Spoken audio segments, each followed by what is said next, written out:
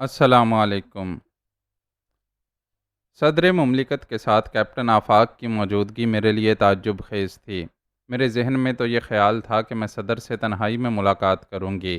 Intelligence director کے ساتھ چھوڑ جانے کے بعد میرے اس یقین کو تقویت ہی پہنچی تھی کہ صدر سے تنہائی ہی میں ملاقات ہوگی، مگر وہاں کیپٹن آفاق بھی موجود تھا۔ آخر کیوں؟ کیا اسے علم ہو گیا تھا کہ مجھے ایران میں کوئی حادثہ پیش نہیں آیا؟ یہ اسی وقت ممکن تھا جب اس نے اپنے کارندے کو اطلاع کا اعتبار نہ کرتے ہوئے خود بھی اس معاملے میں دلچسپی لی ہو، یا اتفاقاً اسے معلوم ہو گیا ہو کہ واپس آنے والے وفد کے ممبران کی تعداد میں کوئی کمی نہیں آئی۔ کیپٹن آفاق کو صدر سے میری متوقع ملاقات کا بھی علم ہو سکتا تھا، اور شاید یہاں اس کی موجودگی کی وجہ بھی یہی تھی۔ عین ممکن تھا کہ اس نے صدر مملکت کو الٹی سیدھی پٹی پڑھا کر اپنی طرف سے مطمئن کر دیا ہو اور میری طرف سے بدظن کرنے کی کوشش کی ہو۔ میرے ذہن میں ان خیالات کی گردش 2-3 سیکنڈ سے زیادہ کی نہیں تھی، کیونکہ جیسے ہی کیپٹن آفاق نے مجھے دیکھا اس کے چہرے پر حیرت کے آثار پیدا ہو گئے۔ چند لمحوں کے لیے اس کی آنکھوں کی پتلیاں پھیل گئیں اور منہ کھلا کا کھلا رہ گیا۔ اس کی یہ کیفیت مجھے اس بات کا یقین دلانے کے لیے کافی تھی کہ میرے ذہن میں ابھرنے والے شبہات غلط تھے۔ آفاق کی موجودگی ایک اتفاق تھی، ورنہ وہ مجھے دیکھ کر حیران نہ ہوتا۔ اب میں مطمئن ہو گئی اور میں نے مسکرا کر صدر کو سلام کیا۔ صدر کی شخصیت کتنی وجیح اور کشش انگیز تھی، اس کا صحیح اندازہ مجھے اس روز ہوا۔ یوں تو میں انہیں پہلے بھی کئی مرتبہ مختلف سربراہان مملکت کے ساتھ دیکھ چکی تھی، اور ان میں سے کوئی بھی ان کی شخصیت کو ماند نہیں کر سکا تھا، لیکن اتنے قریب سے میں انہیں پہلی بار دیکھ رہی تھی۔ وہ مجھ سے صرف چند فٹ کے فاصلے پر تھے، اور ان کے ہونٹوں پر ایک مدھم سی مسکراہٹ کھیل رہی تھی۔ رسمیات میں بالکل وقت ضائع نہیں ہوا۔ صدر نے کیپٹن آفاق سے میرا تعارف کرایا اور پھر بولے، یہ بس جا ہی رہے تھے، آپ تشریف رکھیں، یہاں میرے قریب آ جائیں۔ میں صدر کے پاس بیٹھ گئی۔ صوفہ اتنا بڑا تھا کہ ہمارے درمیان میں 2 آدمی اور بیٹھ سکتے تھے۔ کیپٹن آفاق نے مضطربانہ انداز میں پہلو بدلا اور پھر جھجکتے ہوئے مجھ سے مخاطب ہوا، اگر آپ کو اعتراض نہ ہو تو میں بھی یہاں موجود رہوں۔ صدر نے گھور کر کیپٹن آفاق کو دیکھا اور ان کی پیشانی پر ناگواری کی شکنیں بھی ابھر آئیں، مگر ان کے کچھ کہنے سے پہلے ہی میں بول پڑی، مجھے کوئی اعتراض نہیں ہے کیپٹن۔ کیپٹن آفاق مجھے یہاں دیکھ کر یقیناً بوکھلا گیا تھا، اور اس کی سوچنے سمجھنے کی صلاحیتیں کسی نہ کسی حد تک مفلوج ضرور ہو گئی تھیں، ورنہ وہ مجھ سے یہ خلاف تہذیب درخواست نہ کرتا۔ اس درخواست کے پس منظر جو لاشعوری محرکات تھے، میں انہیں خوب جانتی تھی، لیکن صدر مملکت مکمل تاریکی میں تھے۔ انہیں تو یہ بھی نہیں معلوم تھا کہ میں اور آفاق ایک دوسرے کے لیے اجنبی نہیں ہیں۔ کیپٹن آفاق کی موجودگی سے میرے لیے کسی نقصان کا احتمال نہیں تھا، اس کے برخلاف کام میں کچھ آسانی ہوتی نظر آئی تھی۔ جب میں نے کیپٹن آفاق کو موجود رہنے کی اجازت دے دی تو صدر نے حیرت سے میری طرف دیکھا اور بولے، مجھے تو یہ بتایا گیا تھا کہ آپ مجھ سے تنہائی میں ملاقات کرنا چاہتی ہیں۔ اگر کیپٹن آفاق کی جگہ کوئی اور ہوتا تو میں یقیناً تنہائی کی متمنی ہوتی۔ صدر کی آنکھوں سے الجھن جھانکنے لگی، مگر اس سے پہلے کہ وہ الجھن کا اظہار کرتے میں پھر بول پڑی، میں جو احتیاط برتنا چاہتی تھی اس پر کیپٹن آفاق کی موجودگی قطعاً اثر انداز نہیں ہوگی، کیونکہ میں جو کچھ کہنا چاہتی ہوں وہ کیپٹن آفاق کو پہلے ہی سے معلوم ہے۔ کیپٹن آفاق نے ایک بار پھر بے چینی سے پہلو بدلا۔ ظاہر ہے کہ اسے اپنی پوزیشن کی نزاکت کا مکمل احساس ہو گیا ہوگا۔ صدر نے حیرت سے میری طرف اور پھر کیپٹن آفاق کی طرف دیکھا۔ مجھے ان کی آنکھوں میں ایک بے نام سے شک و شبہے کی جھلک نظر آئی تھی۔ بھلا اس معاملے سے کیپٹن آفاق کا کیا تعلق؟ وہ بھویں سکیڑ کر میری طرف دیکھتے ہوئے بولے، ظاہر ہے کہ میرا اس معاملے سے کوئی تعلق نہیں ہو سکتا۔ کیپٹن آفاق بھی بوکھلا کر بول پڑا، کس معاملے سے؟ میں نے تیز لہجے میں کیپٹن آفاق سے سوال کیا۔ کیپٹن آفاق فوری طور پر کوئی جواب نہیں دے سکا۔ اب اسے بھی یہ احساس ہو گیا ہوگا کہ وہ بہت ہی بے تکا بول گیا ہے۔ میں اس کی گھبراہٹ سے پوری طرح لطف اندوز ہو رہی تھی۔ دراصل کیپٹن آفاق قدرے توقف سے بولا، میں نے آپ کو ایئرپورٹ پر دیکھا تھا اور وہیں مجھے کسی گڑبڑ کا احساس ہوا تھا۔ تم وہاں کیا کر رہے تھے؟ صدر نے اسے گھورتے ہوئے سوال کیا۔ ایک دوست کو ریسیو کرنے گیا تھا، کیپٹن آفاق نے جلدی سے کہا، اور پھر اس طرح مطمئن نظر آنے لگا جیسے یہ جھوٹ اس کی دانست میں بے حد معقول ہو۔ لیکن میں اسے اتنی آسانی کے ساتھ جال سے کس طرح نکلنے دیتی؟ ایئرپورٹ پر آپ نے جب مجھے دیکھا تھا اس وقت کوئی فلائٹ ڈیو نہیں تھی، اور میرا خیال ہے کہ آپ کسی فلائٹ کے ڈیو ہونے سے پہلے ہی وہاں سے چلے آئے تھے۔ معاف کیجیے گا، میرے منہ سے ایک غلط لفظ نکل گیا۔ میں ریسیو کرنے نہیں بلکہ سی آف کرنے گیا تھا۔ کیپٹن آفاق نے بات نبھانے کی کوشش کی، لیکن یہ کوشش کرتے ہوئے اس کی پیشانی پر پسینے کی ننھی منھی بوندیں چمک اٹھی تھیں۔ خوب، میں مسکرائی۔ کیا آپ اپنے اس دوست کا نام بتائیں گے جسے آپ الوداع کہنے گئے تھے؟ کیپٹن آفاق کوئی جواب نہیں دے سکا، لیکن صدر مملکت کی تیز نگاہیں اسے کچھ نہ کچھ بولنے پر مجبور کر رہی تھیں۔ اس موقع پر اس عیار نے جلاہٹ کا لبادہ اوڑھ کر اپنی دروغ بیانی کو چھپانے کی کوشش کی۔ آخر آپ کا مطلب کیا ہے؟ وہ بولا۔ کیا آپ میرے بارے میں گفتگو کرنے کے لیے یہاں آئی ہیں؟ میں نے صدر کی طرف دیکھا، جن کے چہرے سے اب تشویش کا بھی اظہار ہونے لگا تھا۔ جب میں نے ان کی نظروں میں استفہام محسوس کیا تو آہستہ سے بولی، کیپٹن آفاق کا یہ خدشہ غلط نہیں ہے جناب والا۔ میں انہی سے متعلق بات کرنے آئی ہوں، اور انہی کی وجہ سے میں نے اپنی زبان بند رکھی تھی۔ میرے پاس اس امر کی شہادتیں موجود ہیں کہ وزیر خارجہ کے جہاز میں بم کی موجودگی کیپٹن آفاق ہی کی کوششوں کا نتیجہ تھی۔ گو کہ یہ کام ظاہر ہے کہ انہوں نے اپنے ہاتھوں سے نہیں کیا ہوگا، لیکن کام کی نگرانی کے لیے یہ ایئرپورٹ پر موجود ضرور تھے۔ یہ غلط ہے۔ کیپٹن آفاق کا چہرہ سرخ ہو گیا۔ میں نے اس کے اس چیلنج کو چیلنج نہیں کیا، اور صدر کے چہرے پر نظریں جمائے ان کے قلبی جذبات کا اندازہ لگانے کی کوشش کرتی رہی۔ لڑکی، وہ بہت سخت لہجے میں بولے، تم کیپٹن آفاق پر بڑا سنگین الزام لگا رہی ہو۔ اگر اسے ثابت نہ کیا جا سکا تو انہوں نے اپنی بات ادھوری ہی چھوڑ دی۔ میرا خیال ہے، میں نے بڑے اعتماد سے کہا، کیپٹن آفاق خود ہی اس کا اقرار کر لیں گے۔ کیوں؟ صدر مملکت نے ایک جھٹکے سے اپنے سر کو آفاق کی طرف موڑتے ہوئے کہا، کیا تمہیں اس کا اقرار ہے؟ کیپٹن آفاق نے تیسری مرتبہ پہلو بدلا۔ وہ جو کہتے ہیں نا کہ سٹی گم ہو گئی، تو اس وقت کیپٹن آفاق کی یہی حالت تھی۔ بولتے کیوں نہیں؟ صدر کا لہجہ اور سخت ہو گیا۔ انہیں غصہ آنے لگا تھا۔ میرا اس معاملے سے کوئی تعلق نہیں، کیپٹن آفاق نے مری مری سی آواز میں کہا۔ ٹھیک ہے، میں بڑے اطمینان سے بولی۔ اگر کیپٹن آفاق اپنا برا بھلا سمجھنے سے قاصر ہیں اور اپنی اس گھناؤنی حرکت کا اعتراف کرنے کی ہمت نہیں پاتے، تو میں اس بارے میں ثبوت فراہم کر سکتی ہوں۔ اس میں قباحت صرف یہ ہے کہ یہ کام چپ چپاتے نہیں ہو سکے گا، بات پھیلے گی ضرور، جبکہ میں نے رازداری ہی کے خیال سے اب تک اپنی زبان بند رکھی تھی۔ پریزیڈنٹ سر، میں آپ سے تنہائی میں اسی لیے ملنا چاہتی تھی کہ بات پھیل نہ سکے۔ کیپٹن آفاق تو اس کی زد میں آتے ہی، لیکن آپ بھی عوام کی نظر میں سبک سر ہو جاتے۔ جناب والا، میں آپ کی ایک فین ہوں، اور آپ کی ان پرخلوص کوششوں کی مداح ہوں جو آپ نے اس ملک کے لیے کی ہیں، مگر صدر نے ہاتھ اٹھا کر مجھے خاموش رہنے کا اشارہ کیا اور نرم لہجے میں بولے، اچھی لڑکی، میں تمہارا شکر گزار ہوں گا اگر تم اس سلسلے میں اب بھی اپنی زبان بند ہی رکھو۔ مجھے کسی ثبوت کی ضرورت نہیں ہے، جیسا آپ مناسب سمجھیں۔ میں نے بڑی سعادت مندی سے کہا، تم یہاں سے دفع ہو جاؤ۔ صدر نے کیپٹن آفاق کو گھورتے ہوئے غرا کر کہا۔ کیپٹن آفاق فوراً اٹھ کھڑا ہوا۔ ایک بار اس نے کچھ کہنے کے لیے منہ کھولا، مگر پھر ارادہ ترک کر دیا اور تیز قدموں سے چلتا ہوا کمرے سے نکل گیا۔ تم مجھے تفصیل سے بتاؤ کہ یہ معاملہ کیا ہے؟ صدر نے میری طرف دیکھتے ہوئے متفکر لہجے میں کہا۔ آپ کو بہت دکھ ہوگا جناب والا، تم اس کی پرواہ مت کرو۔ میں دل ہی دل میں بے حد خوش تھی۔ میرے وہم و گمان میں بھی نہیں تھا کہ اتنی آسانی سے بات بن جائے گی۔ دراصل کیپٹن آفاق کی موجودگی ہی نے میرے لیے راہ ہموار کر دی تھی۔ اس کی بوکھلاہٹ ہی نے صدر کو میری سچائی کا یقین دلایا تھا، ورنہ مجھے خاصے پاپڑ بیلنے پڑتے۔ جب میں نے ساری کتھا بیان کر ڈالی تو صدر مملکت پیچ و تاب کھانے لگے۔ ان کے چہرے سے شدید غصہ صاف ظاہر ہو رہا تھا، اور آنکھوں میں صدمے کی دھندلاہٹ بھی نظر آ رہی تھی۔ میں خاموش بیٹھی انہیں تکتی رہی۔ ذرا دیر بعد وہ بولے، اچھی لڑکی، میں آفاق کو قرار واقعی سزا دوں گا، لیکن اس بات کا پھیلنا میرے لیے بھی مضر ثابت ہو سکتا ہے۔ آپ اطمینان رکھیں، میری زبان بند رہے گی۔ آپ سے صرف ایک درخواست ہے، کہو۔ آپ انٹیلیجنس ڈائریکٹر کو سمجھا دیں کہ وہ مجھے تنگ نہ کرے، اور اس غریب مسافر کو بھی پریشان نہ کیا جائے جس کے سامان میں بم رکھا گیا تھا۔ میں چاہتی ہوں کہ اسے خاموشی سے امریکہ کے لیے جہاز میں سوار کرا دیا جائے۔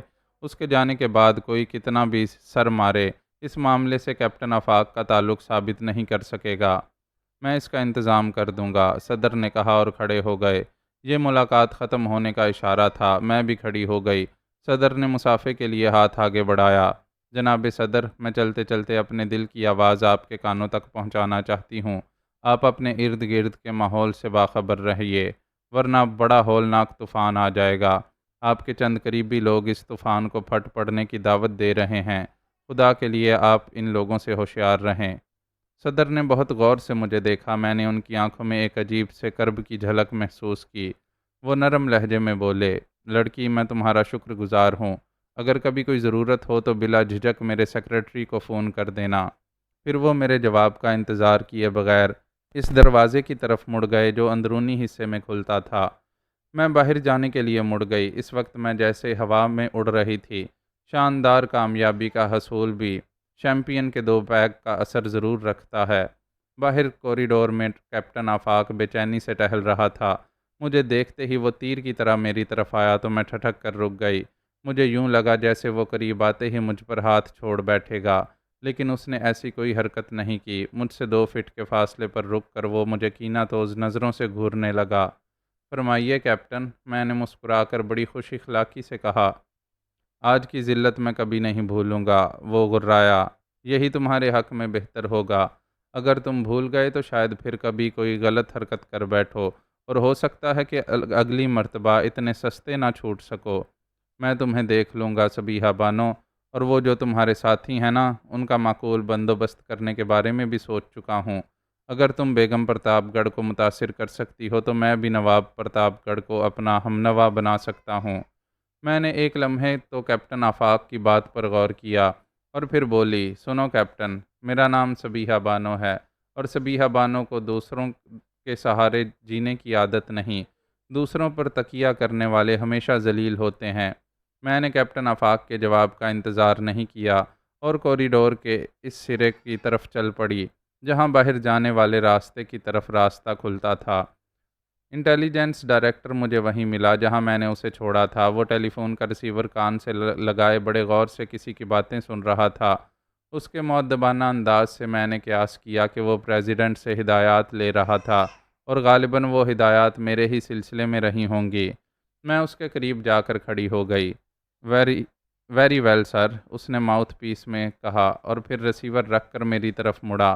اس کی آنکھوں سے تفکر جھانک رہا تھا، اور اس تفکر میں الجھن کی آمیزش بھی تھی۔ ظاہر ہے کہ صدر مملکت کے احکامات اس کے لیے خاصے عجیب و غریب رہے ہوں گے۔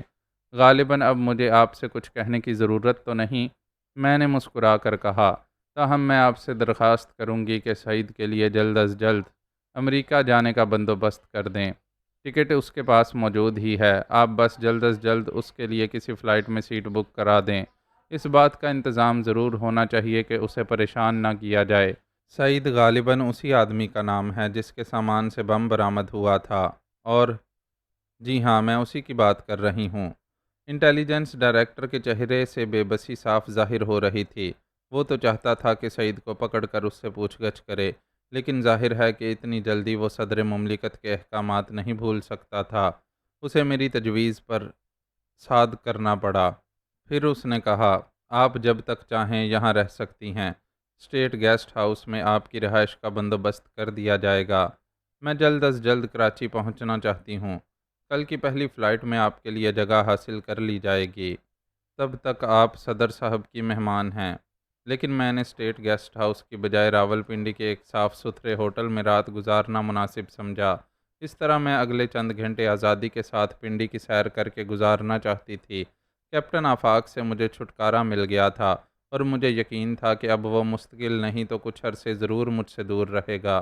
یہ درد سر ختم ہو جانے سے میں خود کو بڑی حد تک ہلکا پھلکا محسوس کر رہی تھی۔ گو کہ ابھی ڈاکٹر فونگ کا مسئلہ طے نہیں ہوا تھا، لیکن کراچی سے دوری کی بنا پر میں فی الحال اس کے بارے میں کچھ نہیں کر سکتی تھی۔ مجھے تو یہ بھی نہیں معلوم تھا کہ ڈاکٹر فونگ اب بھی کراچی میں ہوگا یا نہیں۔ عین ممکن تھا کہ ٹانگ کٹ جانے کی وجہ سے وہ کچھ دن کے لیے پاکستان ہی سے چلا گیا ہو۔ اب لے دے کر میں اگر کچھ کر سکتی تھی تو صرف یہ کہ اس بستی کی طرف دوڑ سکتی تھی جہاں سغرا رہتی تھی، جہاں سے زبیدہ میرے پیچھے لگی تھی، اور اس کی وجہ سے مجھے ڈاکٹر فونگ کی خطرناک تنظیم کا سراغ ملا تھا۔ اس بستی میں زبیدہ کی موجودگی کوئی اتفاقی امر نہیں ہو سکتی تھی۔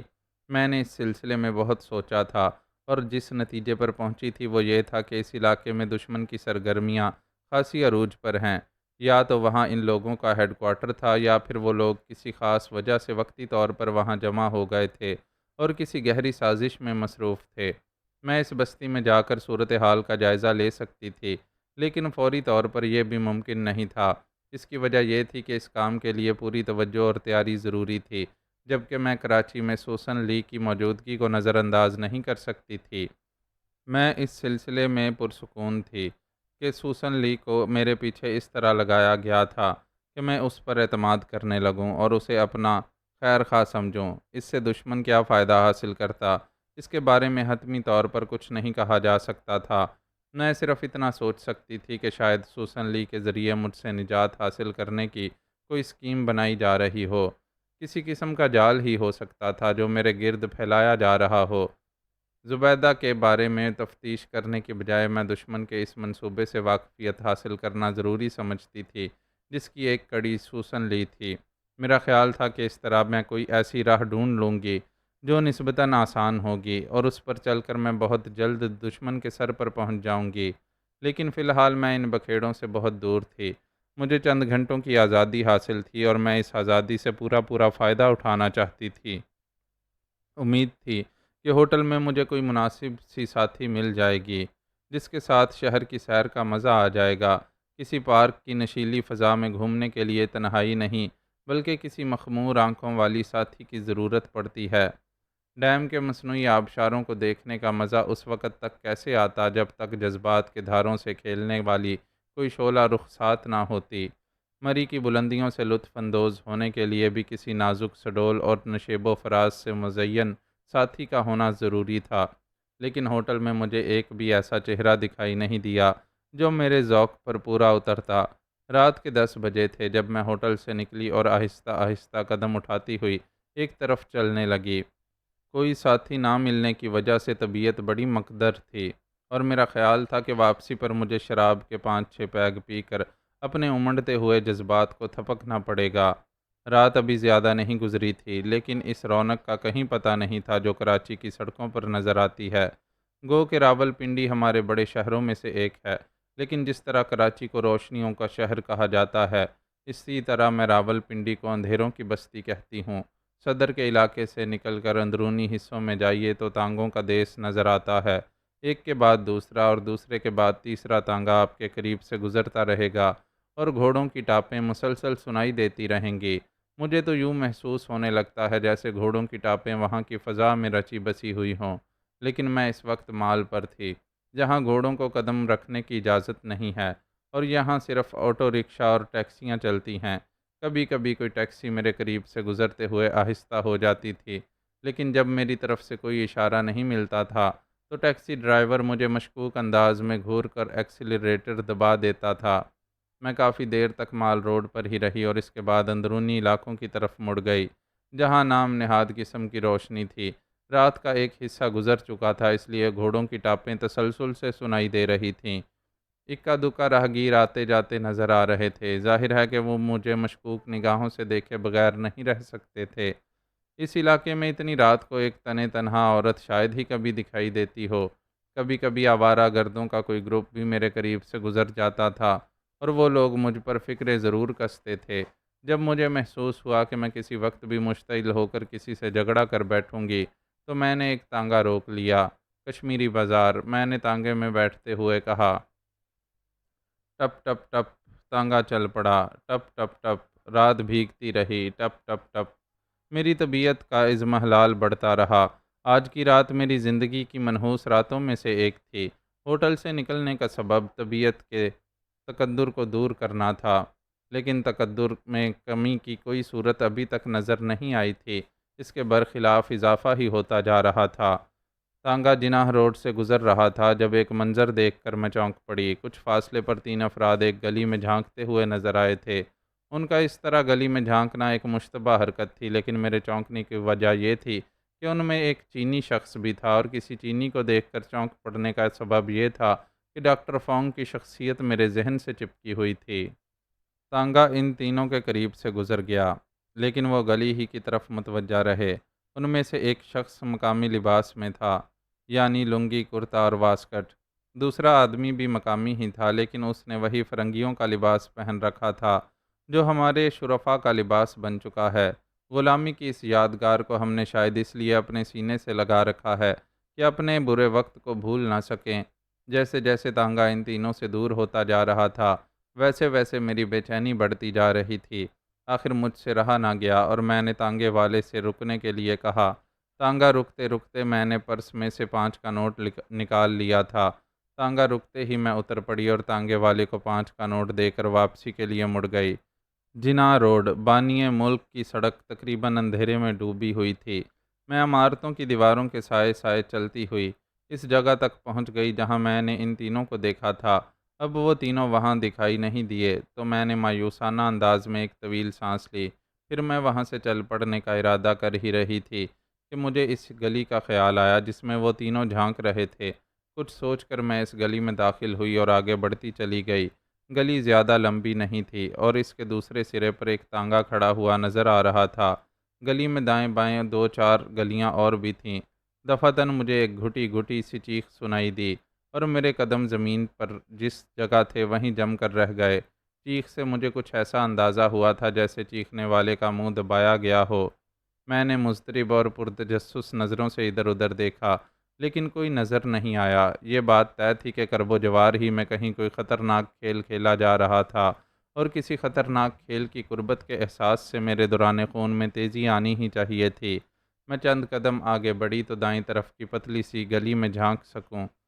ادھر جھانکتے ہی میرے اندیشے کی تصدیق ہو گئی۔ کچھ دور ایک مکان کے دروازے پر ایک چھوٹا سا بلب جل رہا تھا اور اس کی مدھم سی روشنی میں ان تینوں آدمیوں کو دیکھ سکتی تھی میں۔ یہ وہی تینوں تھے جن میں سے ایک چینی تھا۔ وہ ایک لڑکی کو کھینچے لیے چلے آ رہے تھے۔ ان کا رخ اسی طرف تھا جہاں میں کھڑی ہوئی تھی۔ لڑکی کا لباس اس کے دیہاتی ہونے کی غمازی کر رہا تھا۔ وہ لاچے اور کرتے میں ملبوس تھی۔ یہ ڈرامہ دیکھ کر میرے خون کی حدت بڑھ گئی، لیکن میں نے آگے بڑھ کر ان بدماشوں کو للکارنے کی بجائے وہیں رک کر ان کا انتظار کرنا مناسب سمجھا۔ گلی کے سرے پر کھڑے ہوئے خالی تانگے کا مقصد میری سمجھ میں آ چکا تھا۔ وہ تینوں اس لڑکی کو اسی تانگے میں وہاں سے لے جاتے۔ اغوا ہونے والی کا چہرہ تو میں نہیں دیکھ سکی تھی، لیکن اس کے جسم سے یہ اندازہ ضرور ہوا تھا کہ وہ 18-20 سال سے زیادہ کی نہیں ہوگی۔ جیسے ہی وہ لوگ اسے گھسیٹتے ہوئے گلی کے سرے پر لائے، میں ان کے سروں پر برق کی طرح لہرا گئی۔ کسی کے جبڑے پر گھونسا پڑا، کسی کے پیٹ پر لات پڑی اور کسی نے کھڑے ہاتھ کی ضرب سے اپنی کمر کو دوہرا ہوتا محسوس کیا۔ یہ جملہ بھرپور ہونے کے باوجود ان لوگوں کے لیے غیر متوقع بھی تھا، اس لیے وہ بوکھلا گئے اور مجھے ان کی مرمت کرنے کا خاصا موقع مل گیا۔ اس مرمت کا سب سے بڑا فائدہ یہ ہوا کہ لڑکی ان کی گرفت سے نکلنے میں کامیاب ہو گئی اور آزادی کی فضا ملتے ہی اس کے منہ سے گالیوں کا فوارہ ابل پڑا۔ وہ پنجابی زبان میں ان تینوں کو برا بھلا کہہ رہی تھی۔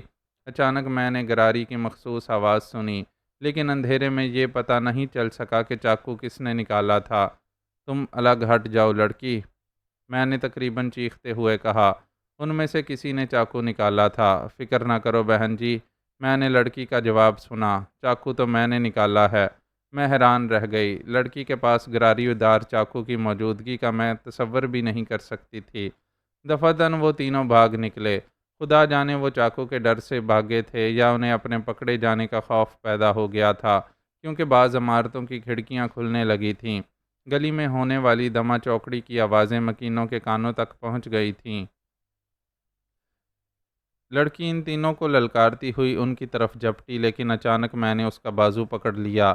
جانے دو انہیں، تمہاری بہادری نے مجھے خوش کیا ہے، لیکن احتیاط کا تقاضا یہی ہے کہ ہنگامے کو طول نہ دیا جائے۔ ہتھیار ان لوگوں کے پاس بھی ہو سکتے ہیں، انہیں ان ہتھیاروں کے استعمال پر مجبور نہ کرنا ہی بہتر ہے۔ وہ تینوں تانگے پر جا چڑھے تھے اور تانگا حرکت میں آ گیا تھا۔ اندھیرے میں گھوڑے کی ٹاپیں اور پہیوں کی چرچراہٹ گونج اٹھی تھی۔ بھاگ نکلے کمبخت، میری اجنبی ساتھی کے لہجے میں تاسف کی لہریں تھیں۔ پرواہ مت کرو، تم بچ گئیں، یہی کافی ہے، میں نے اس کا ہاتھ تھام کر تھپکتے ہوئے کہا۔ کمبختوں نے بے خبری میں چھاپ لیا تھا، ورنہ مجھے آپ کی مدد کی ضرورت نہیں پڑتی۔ وہ غراتی ہوئی بولی، ہاتھ میں گراری آ جائے تو ان جیسے 6 مرد بھی میرا بدن نہیں چھو سکتے۔ لڑکی کے لہجے میں تفاخر آ گیا۔ اس کے ہاتھ میں زندگی کی بھرپور حرارت تھی، اور وہ قدرے سخت ہونے کے باوجود بھی گداز محسوس ہو رہا تھا۔ لہجے میں بھی خاصی گرمی تھی، اور اس کی لن ترانی کا یہ انداز میرے جی کو بھا گیا تھا۔ گلی میں کھلنے والے کئی دروازے چرچرائے اور کچھ لوگ باہر نکلتے دکھائی دیے۔ اب کھسک لو یہاں سے، میں لڑکی کا ہاتھ دباتی ہوئی بولی۔ ہمدردوں کا طوفان آنے والا ہے۔ ٹھیک ہے بہن جی، وہ ہنس پڑی۔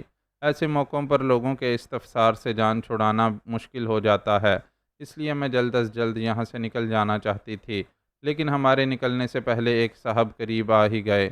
میں نے انہیں تسلی دے دی کہ چند گنڈوں نے ہمیں چھیڑا تھا، لیکن شور شرابے سے گھبرا کر بھاگ نکلے۔ اس جواب کے بعد مزید کسی استفسار کی گنجائش نہیں تھی۔ چند افراد نے پیشکش کی کہ وہ ہمیں ہمارے گھروں تک پہنچا آئیں گے، لیکن میں نے نرمی سے ان کی درخواستوں کو رد کر دیا۔ کھڑکیاں اور دروازے کھلنے سے گلی میں خاصی روشنی ہو گئی تھی، اور اس روشنی میں اپنی نئی ساتھی کو دیکھ کر میری باچھیں کھل گئی تھیں۔ وہ خاصی تنومند تھی، لیکن پھیلاؤ اتنا نہیں تھا کہ جسم کا تناسب بگڑ جاتا۔ کمر پتلی ہونے کی وجہ سے وہ بے حد جنسی کشش کی حامل بن گئی تھی۔ چہرے کے نقوش بھی مر مٹنے کی راہ ہموار کرنے پر قادر تھے، اور کھلتی ہوئی رنگت کسی بھی تشنائے چشم کو آسودہ کر سکتی تھی۔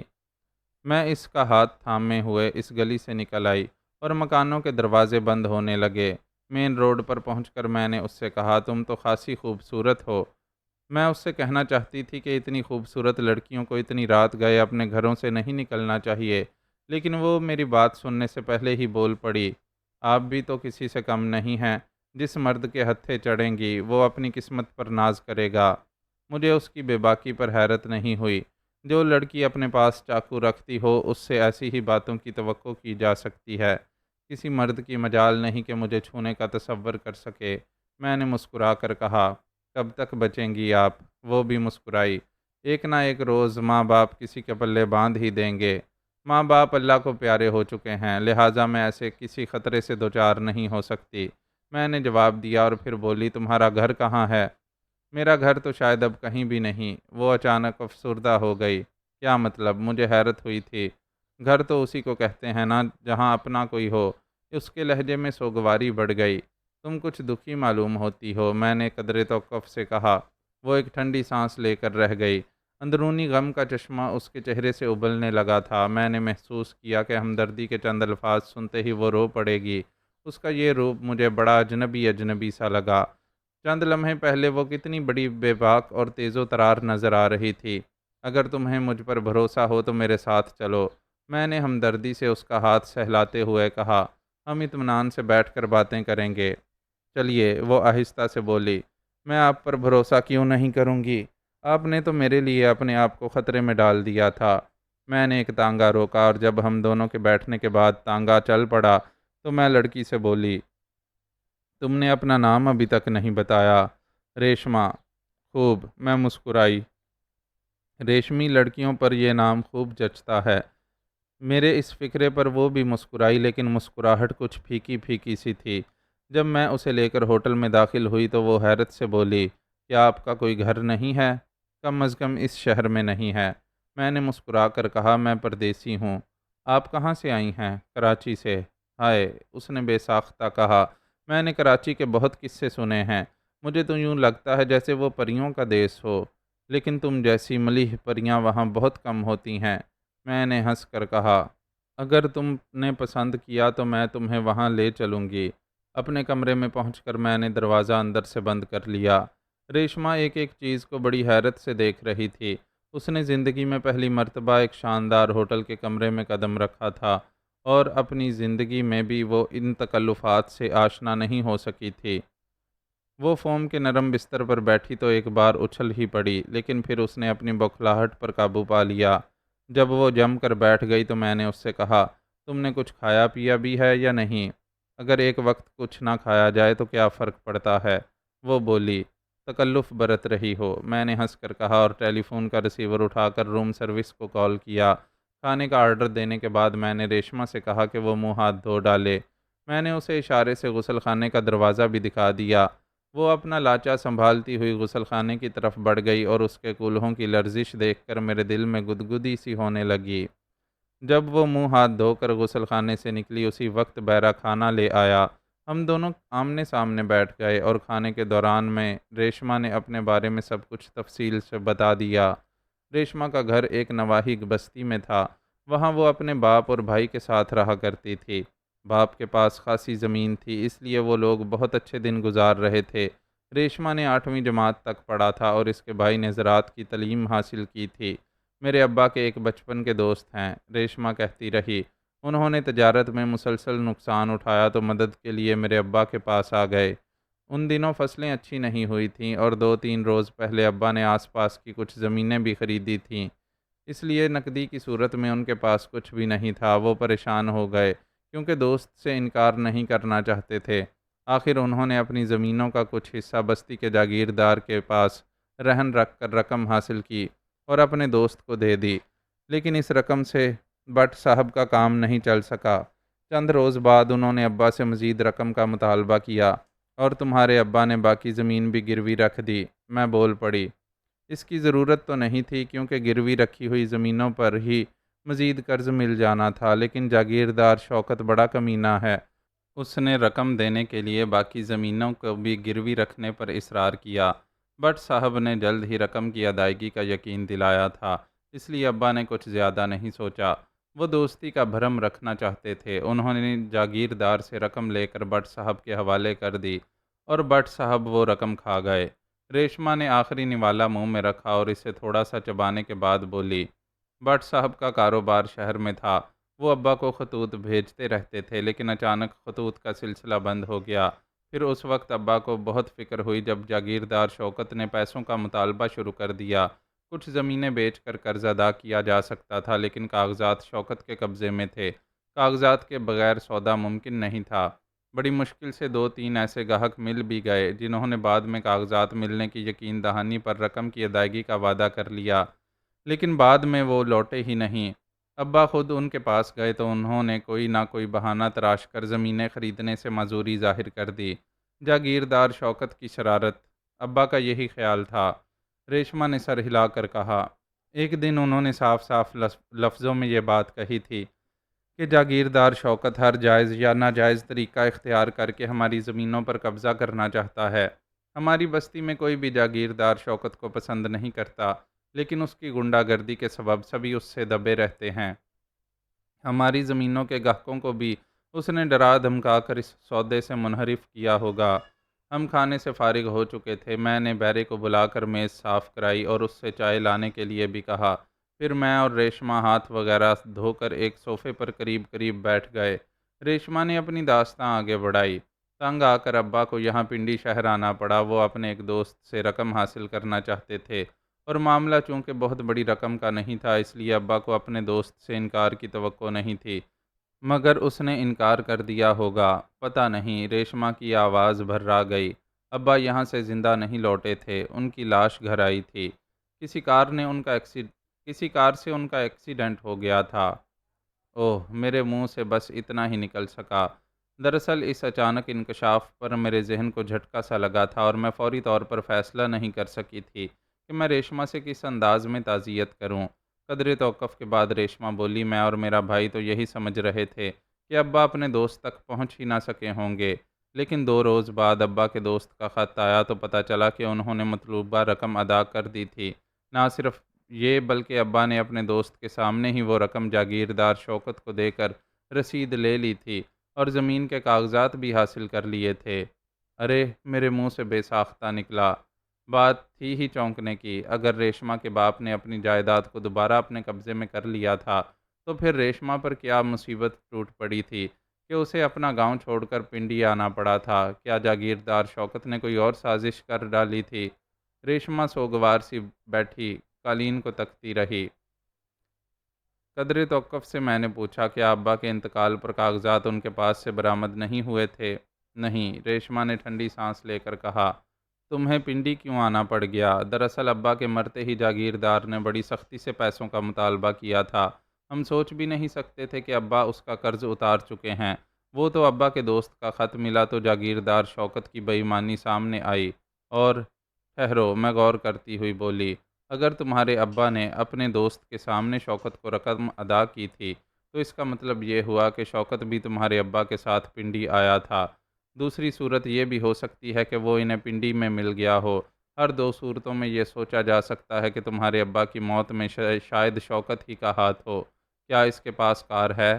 ہے تو، ریشما نے جواب دیا، اور اسی شبے کی بنا پر کل میرا بھائی جاگیردار شوکت کے پاس گیا تھا۔ میں نے اسے روکنے کی بہت کوشش کی، لیکن ابا کے دوست کا خط ملنے کے باعث وہ بے حد مشتعل ہو گیا تھا۔ اس نے میری بات نہیں مانی اور جاگیردار شوکت سے ملنے چلا گیا۔ کچھ دیر بعد میں نے گولی چلنے کی آواز سنی، اور اس کے تھوڑی دیر بعد ہی جاگیردار شوکت اپنا پٹیوں سے بندھا ہوا ہاتھ لے کر ہمارے گھر آیا۔ وہ میرے بھائی پر یہ الزام لگا رہا تھا کہ وہ اسے زخمی کر کے اور اس کی تجوری صاف کر کے بھاگ نکلا ہے۔ اس نے مجھ سے کہا کہ اگر لوٹی ہوئی رقم فوراً واپس نہ کی گئی تو وہ تھانے میں رپورٹ لکھا دے گا اور میرا بھائی اشتہاری مجرم بن جائے گا۔ کیا واقعی ایسا ہوا ہوگا؟ یعنی کہ تمہارا بھائی اسے لوٹ کر بھاگ سکتا ہے؟ ہرگز نہیں، ریشما نے پرجوش لہجے میں کہا۔ میرا بھائی مجھے تنہا چھوڑ کر نہیں جا سکتا۔ شدت جذبات سے ریشما کا جسم لرز اٹھا اور وہ سسکیوں کے ساتھ رونے لگی۔ میں نے اس کے قریب ہو کر تسلی آمیز انداز میں اس کا شانہ تھپکا تو وہ بالکل ہی بے قابو ہو گئی اور میرے سینے میں منہ چھپا کر رونے لگی۔ رو نہیں جان، میں اس کی پیٹھ تھپکنے لگی۔ تم ایک بہادر لڑکی ہو، ایسی لڑکیوں کو رونا زیب نہیں دیتا۔ مجھے ڈر ہے اس کمینے نے میرے بھائی کو قتل نہ کر دیا ہو۔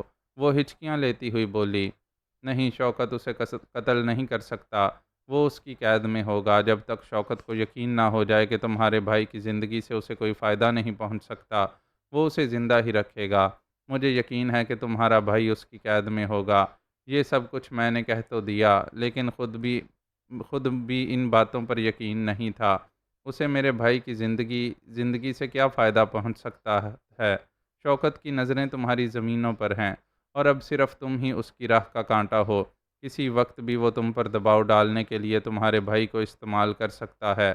وہ کیسے؟ اپنے بھائی کی تکلیفوں کا حال سن کر کیا تم تڑپ نہیں اٹھو گی؟ یہ دباؤ ڈال کر وہ تم کو بہت سی باتوں پر مجبور کر سکتا ہے۔ میرا طریقہ استدلال ایسا تھا کہ بات ریشما کی سمجھ میں آ گئی، اور آہستہ آہستہ وہ پھر معمول پر آتی چلی گئی۔ اسی دوران میں بیرا چائے لے آیا۔ گرم گرم چائے کے گھونٹ لے کر ریشما کی حالت مزید بہتر ہو گئی۔ وہ کچھ سوچنے لگی تھی۔ قدرے توقف کے بعد وہ دانت پیستی ہوئی بولی، اگر اس نے میرے بھائی پر تشدد کیا تو میں چاقو اس کے پیٹ میں اتار دوں گی۔ گڈ، میں نے اسے تعریفی نظروں سے دیکھا۔ یہ دیکھ کر مجھے واقعی مسرت کا احساس ہوا تھا کہ ریشما کی کچھ دیر پہلے والی بے باکی اور تیز و تراری واپس لوٹ رہی تھی۔ تم بے انتہا خطرات میں گری ہوئی ہو، میں نے ذرا دیر بعد سنجیدگی سے کہا۔ تم سے زمینیں حاصل کرنے کے بعد بھی وہ نچلا نہیں بیٹھ سکتا۔ تم کسی وقت بھی اس کے لیے طوفان کھڑا کر سکتی ہو، اس لیے وہ تم دونوں کو ختم ہی کر دینا چاہے گا۔ ہاں، ایک صورت یہ بھی ہو سکتی ہے کہ وہ تمہیں اعتماد میں لینے کی کوشش کرے، یا کسی طرح تمہیں مجبور کر دے کہ تم اس کے ساتھ ہو جاؤ۔ وہ مجھے کسی طرح بھی ایسا کرنے پر مجبور نہیں کر سکتا۔ ریشما بڑے جوش سے بولی، میں اس کے منہ پر تھوک دوں گی۔ دھیرج دھیرج میری جان، جوش میں آنے کے بجائے ٹھنڈے دل و دماغ کے ساتھ حالات و امکانات کا جائزہ لینا چاہیے۔ میں نے اس کا گال تھپ تھپاتے ہوئے کہا، اگر شوکت ویسا ہی ہے جیسا میں اس کے بارے میں قیاس کر سکتی ہوں تو اس کی نظر تمہاری زمینوں ہی پر نہیں بلکہ تم پر بھی ہوگی۔ تم اتنی خوبصورت ہو کہ کوئی مرد تمہاری خواہش کیے بغیر نہیں رہ سکتا۔ شوکت تو یقیناً بہت عیاش آدمی ہوگا، وہ تم سے شادی کی خواہش کیے بغیر نہیں رہ سکتا۔ آپ ٹھیک کہہ رہی ہیں، ریشما نے آہستہ سے کہا۔ اس نے کسی کے ذریعے مجھ تک یہ تجویز پہنچائی بھی تھی کہ میں اس سے شادی کر لوں۔ اس نے خیال ظاہر کیا تھا کہ اس طرح سارے جھگڑے مٹ جائیں گے۔ پھر تم نے کیا جواب دیا؟ پیغام لانے والے کو جھاڑنے کے سوا کیا کر سکتی تھی؟ وہ اتنا ذلیل اور کمینہ آدمی ہے کہ گاؤں والے اپنی بہو بیٹیوں کو گھروں میں چھپا کر رکھتے ہیں۔ شادی تو زندگی بھر کا سودا ہے، جبکہ میں اس کے ساتھ ایک لمحہ بھی نہیں گزار سکتی۔ تمہاری بات 100% درست ہے۔ شادی ایک ایسا سودا ہے جس میں عورت ہمیشہ گھاٹے میں رہتی ہے، لیکن یہ پہاڑ سی زندگی تنہا بھی تو نہیں کٹ سکتی۔ کون کہتا ہے کہ تنہا رہو؟ صرف مرد ہی تنہائی دور کرنے کا ذریعہ نہیں ہے۔ میں آپ کا مطلب نہیں سمجھی۔ ریشما نے پلکیں جھپکاتے ہوئے میری طرف دیکھا، لیکن میری تیز نظروں کو محسوس کر کے جھینپ گئی اور سر جھکا لیا۔ وہ مجھ سے اتنی قریب بیٹھی ہوئی تھی کہ اس کے بدن کی تپش میرے مساموں کو بھی محسوس ہو رہی تھی۔ میں نے اس کی گردن میں ہاتھ ڈال دیا اور اسے اتنا قریب کر لیا کہ میرے ہونٹ اس کے عارض سے کچھ کہہ سکیں۔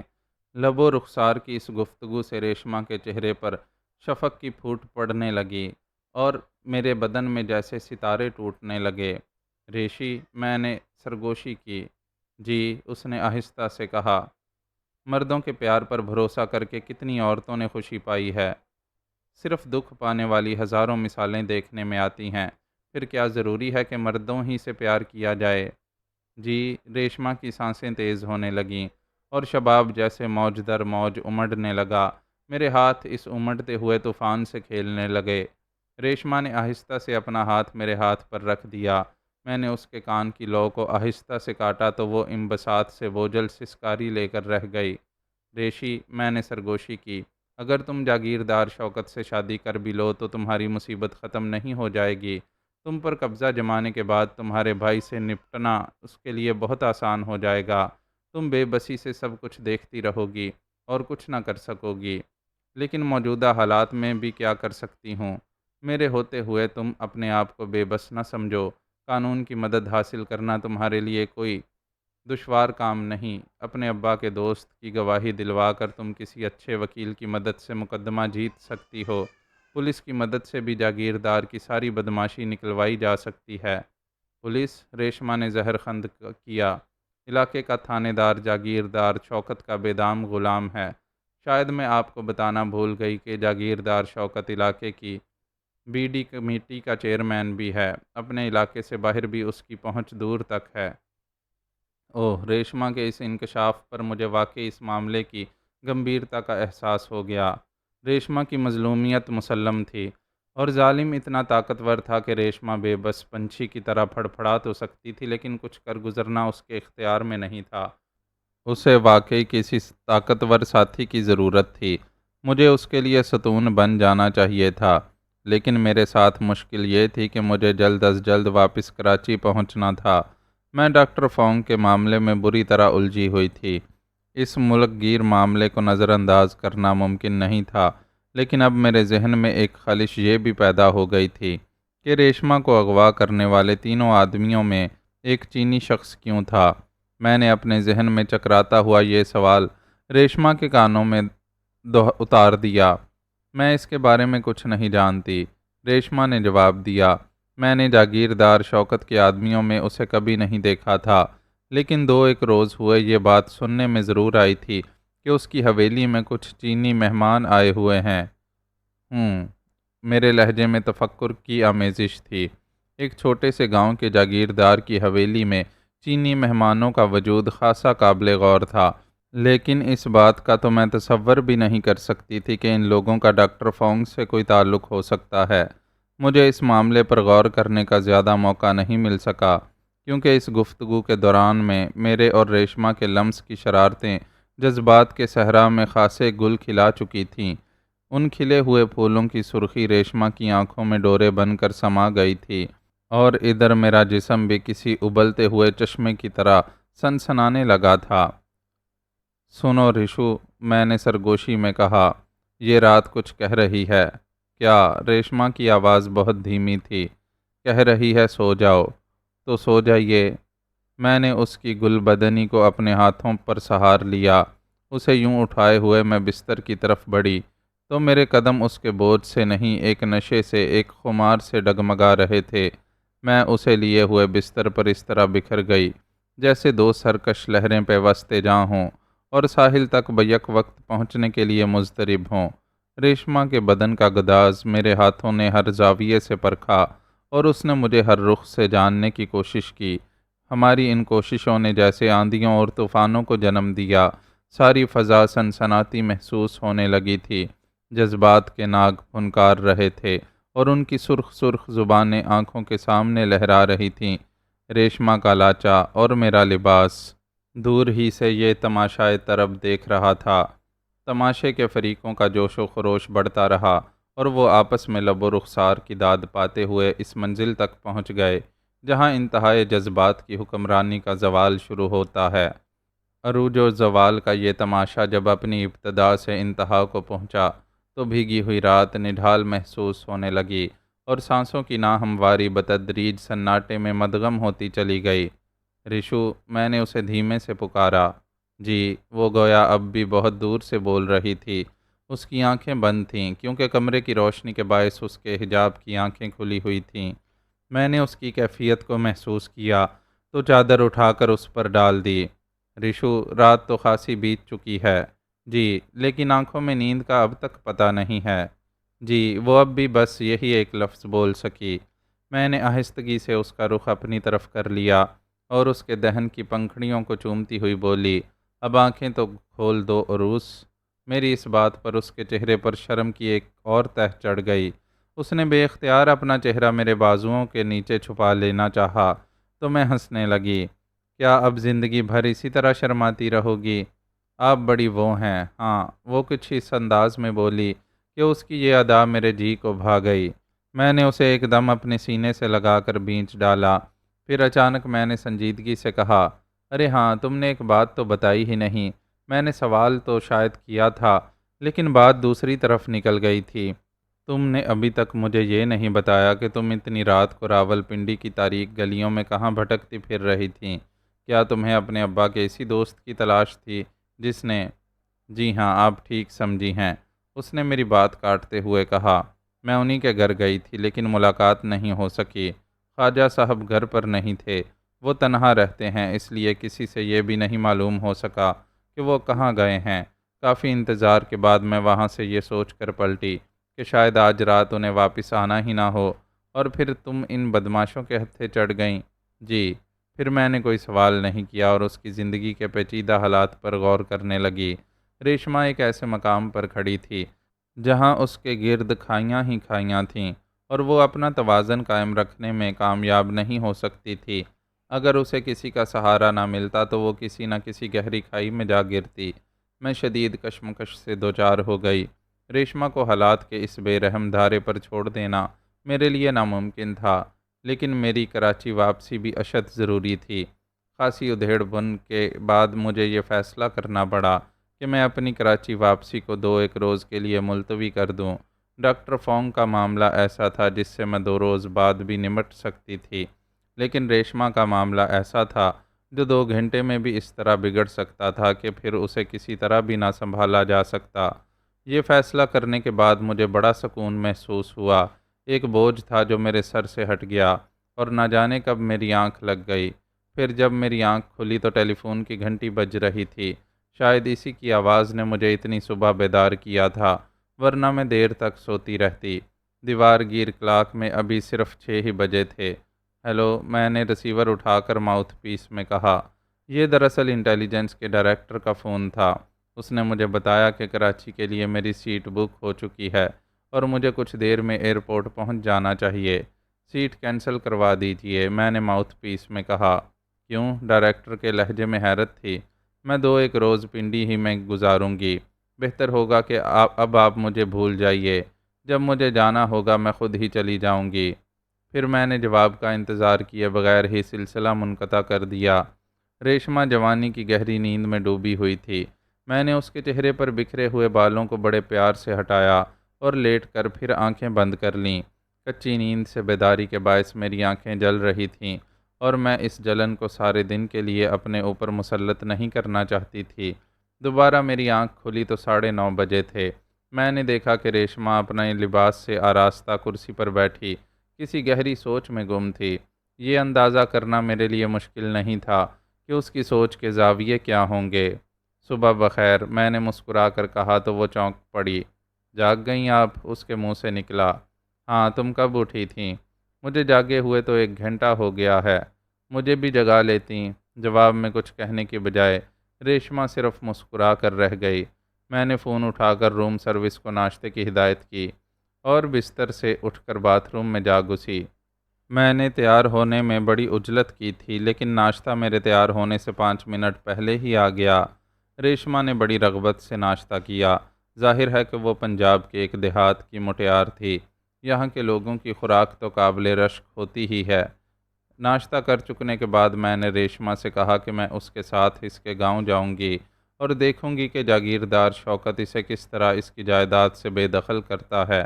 میں نے اسے یقین دلایا کہ میں اس کے بھائی کو بھی شوکت کی قید سے رہائی دلوا کر رہوں گی۔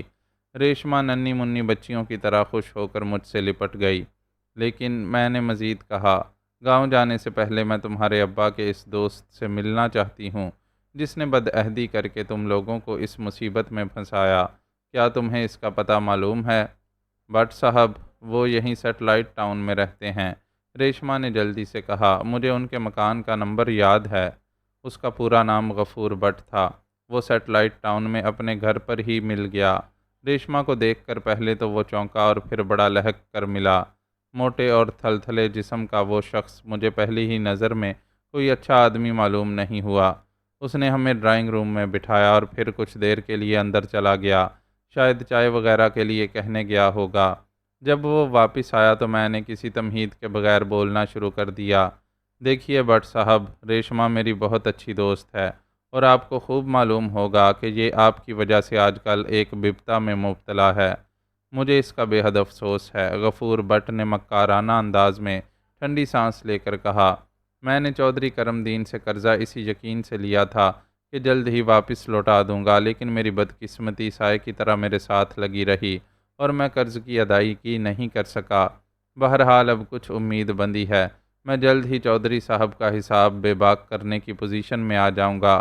ایسا شاید اسی وقت ہوگا جب جاگیردار شوکت ریشما کی ساری زمینیں اپنے قبضے میں کر لے گا۔ میں نے چبھتے ہوئے لہجے میں کہا، کیا مطلب، کیوں؟ غفور بٹ چونک پڑا۔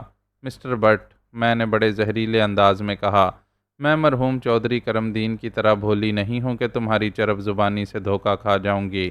مجھے یقین ہے کہ تم نے وہ قرض جاگیردار شوکت ہی کی ایما پر لیا تھا۔ شوکت نے ایک بڑی جائیداد کوڑیوں کے مول لینے کی جو سازش کی ہے، اس میں تم برابر کے شریک معلوم ہوتے ہو۔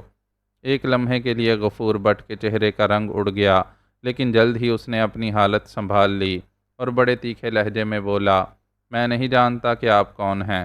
اگر آپ مجھ پر اسی طرح الٹے سیدھے الزامات لگاتی رہیں تو میں آپ سے بات کرنے سے بھی انکار کر دوں گا۔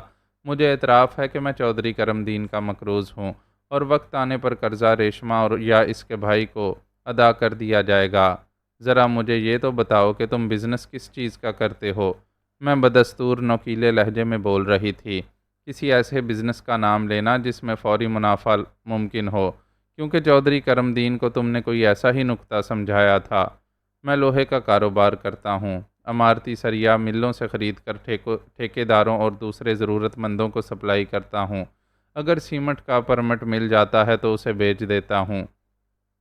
اس میں کوئی شبہ نہیں کہ دوسرے عمارتی سامان کی طرح سریا اور سیمنٹ ہاتھوں ہاتھ جاتے ہیں، لیکن مجھے نہ جانے کیوں اس بات کا یقین نہیں تھا کہ غفور بٹ نے وہ روپیہ تجارت ہی میں لگایا ہوگا۔ میرے ذہن میں یہ خیال پتھر کی لکیر بنا ہوا تھا کہ غفور بٹ اس سازش میں جاگیردار شوکت کا اعلی کار بنا ہوا ہے۔ تم کن ملوں سے سریا خریدتے ہو؟ میں نے ایک اور سوال کیا۔ غفور بٹ نے کبھی نہ کبھی سریے کی خرید و فروخت ضرور کی ہوگی، کیونکہ اس نے بڑے اطمینان سے 2-3 ملوں کے نام گنا دیے۔ اچھی بات ہے مسٹر بٹ، میں کھڑی ہوتی ہوئی بولی، ان ملوں سے مجھے بآسانی معلوم ہو جائے گا کہ تم نے ان دنوں کتنا سریا خریدا تھا، خریدا بھی تھا یا نہیں۔ ایک بار پھر غفور بٹ کے چہرے کا رنگ اڑ گیا اور اس مرتبہ اڑی ہوئی رنگت واپس نہیں لوٹ سکی۔ وہ خاصا گھبرا گیا تھا۔ اس کی گھبراہٹ نے مجھے یقین دلا دیا کہ میرے شبہات غلط نہیں تھے۔ غفور بٹ اس سازش میں جاگیردار شوکت کا اعلی کار تھا۔ جاگیردار نے چودھری کرم دین کی زمینیں غصب کرنے کے لیے باقاعدہ پلاننگ کی تھی، لیکن جب اس کی یہ پلاننگ ناکام ہو گئی اور چودھری کرم دین روپوں کا بندوبست کر کے زمینوں کے کاغذات واپس لینے میں کامیاب ہو گیا، تو شوکت کے لیے اس کے سوا کوئی چارہ نہیں رہا کہ وہ چودھری کرم دین کو ٹھکانے ہی لگوا دے۔ اگر کرم دین کی موت اتفاقی حادثے کا نتیجہ ہوتی تو جائیداد کے کاغذات اس کے کپڑوں سے برآمد ہو جاتے۔ ان کاغذات کی عدم موجودگی ہی کرم دین کی موت کو قتل ثابت کر رہی تھی۔ وہ کاغذات شوکت کے قبضے میں پہنچ گئے ہوں گے، ورنہ وہ اتنی دیدہ دلیری سے پیسوں کی وصولیابی سے انکار نہ کر پاتا۔ میں ریشما کو لے کر غفور بٹ کے گھر سے رخصت ہو گئی۔ دوپہر کا کھانا ہم نے ہوٹل ہی میں کھایا۔ کھانا کھا کر میں نے فون پر کراچی رابطہ قائم کیا اور کمانڈر حق کو ہدایت کی کہ وہ سعید کو بذریعہ طیارہ امریکہ روانہ کر دے۔ بہت بہتر یور ہائینس، کمانڈر حق نے کہا، میں شاید پرسوں تک واپس آ سکوں گی۔ ایک ضروری کام سے مجھے پنڈی ہی میں رکنا پڑ رہا ہے، میں نے کہا، اور پھر کمانڈر حق سے کچھ سنے بغیر سلسلہ منقطع کر دیا۔ کیوں نہ ایک بار خواجہ صاحب سے بھی مل لیا جائے، میں نے ریشما سے کہا، جیسا آپ مناسب سمجھیں۔ میں ریشما کو لے کر جناح روڈ گئی، جہاں گزشتہ رات اسے گنڈوں سے دوچار ہونا پڑا تھا۔ خواجہ صاحب کا گھر بدستور بند ملا۔ معلوم ہوتا ہے کہ وہ کسی کام کے باعث شہر سے باہر گئے ہوئے ہیں، ریشما نے اظہار خیال کیا۔